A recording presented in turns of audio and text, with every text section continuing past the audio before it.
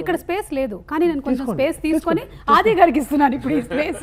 ఆది గారు, ఈ పారానార్మల్ యాక్టివిటీ అన్న పదం వింటేనే కొంచెం భయం వేస్తుంది.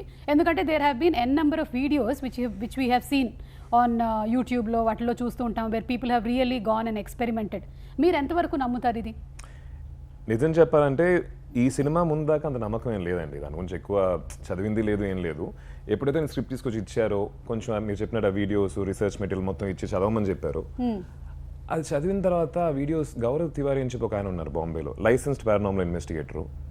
ఆయన వీడియోలు చూసి ఆయన రాసిన చదివి అని చూసిన తర్వాత మేబీ ఉంటాయేమో అని ఒక చిన్న నమ్మకం కలిగిందండి. ఎనర్జీస్ అనేవి మేబీ కన్నుకు తెలియకుండా ఏమైనా ఉన్నాయేమో.